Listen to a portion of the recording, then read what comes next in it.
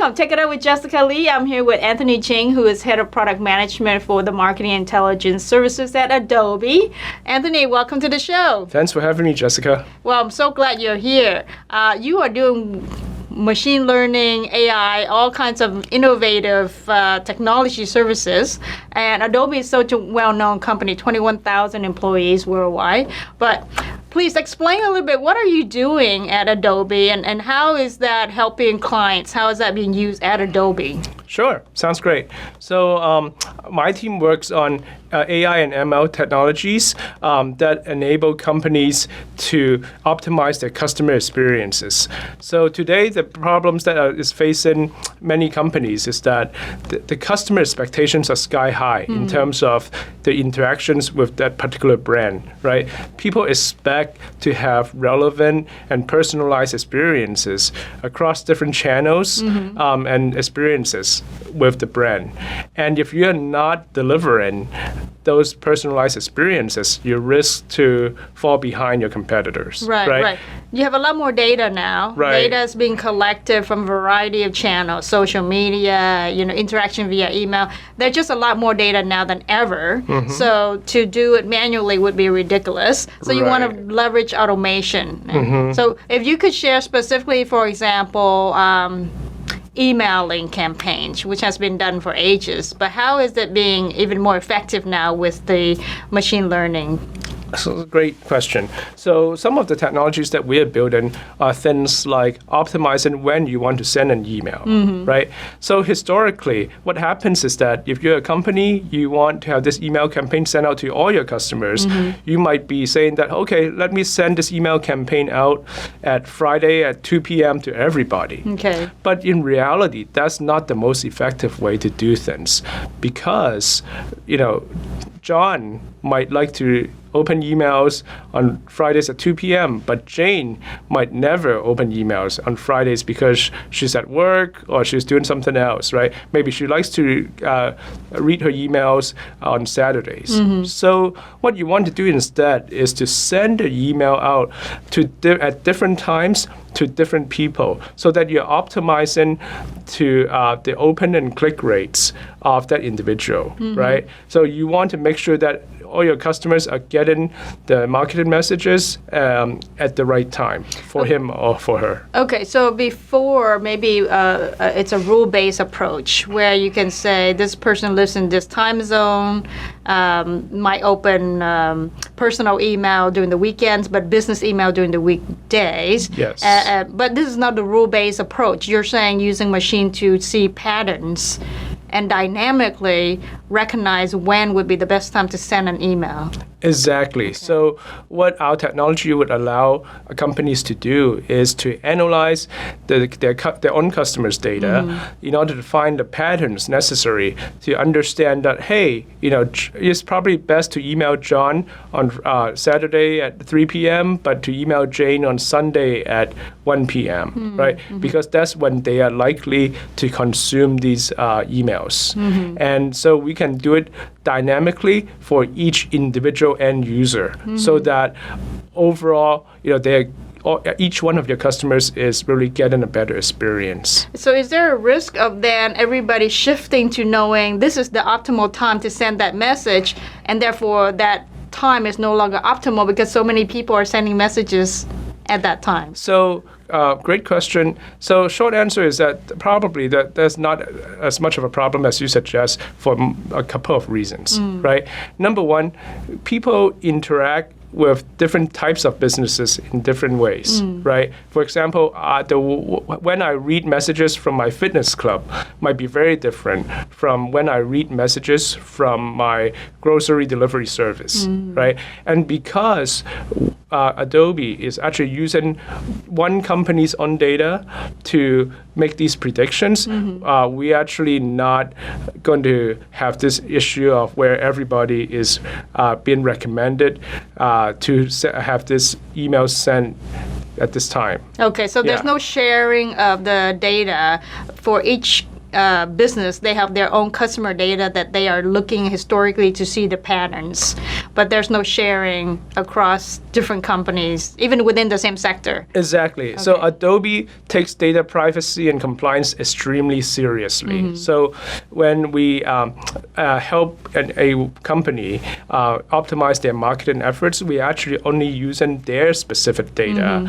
That we are not actually saying that, hey, we are actually leveraging every day, all the company's data together to recommend this particular email send time. Okay.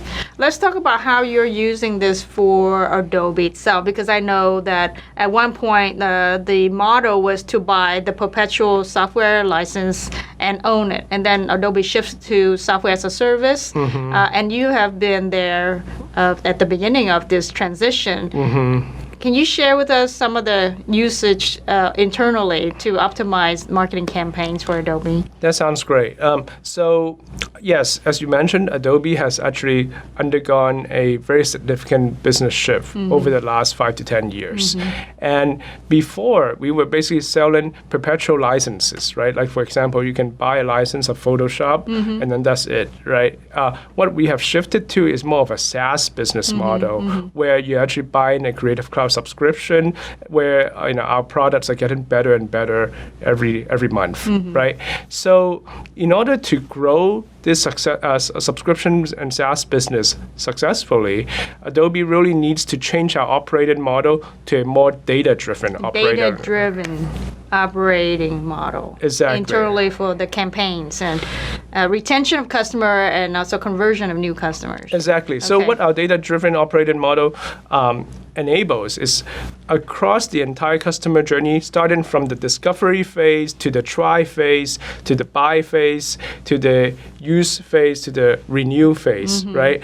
At each one of these phases, we actually making intelligent predictions that allow us to personalize the customer experience in the most optimal way possible. So that we actually making predictions about each individual that would allow us to better service that individual. So your team is generating billions of recommendations every day. I mean, that sounds amazing to me. What, 1.5 billion recommendations? Exactly. Wow. So every single day, my team generates 1.5 billion predictions for Adobe's own business. Because at Adobe, we drink our own champagne, right? So we actually use our own AI and machine learning technologies to optimize our own business. And with these 1.5 billion predictions a day allows us to understand what's going on about our customers so that we can actually give them the best experiences possible. And you're seeing a huge, like maybe some of your customers who are using the recommendations from this is seeing a 50-60% lift in the email opening rate. Yes, so we are working with some very large customers. One particular Fortune 500 customer that we are working with are actually seeing their email open and click rates increase by almost around 50% just by sending out emails at the recommended times that our technologies recommended at the individual level. So Anthony, what are the challenges customers face when they try to leverage the innovative technologies to do their own transformation now? So the situation today is that a lot of the executives realize the power of AI from the media, from articles that they've read, and they're like, oh, hey, let's start using AI in our business. But there are several challenges with that. First of all, most companies just don't know where to start, right? Like the executive says, I want to start using AI.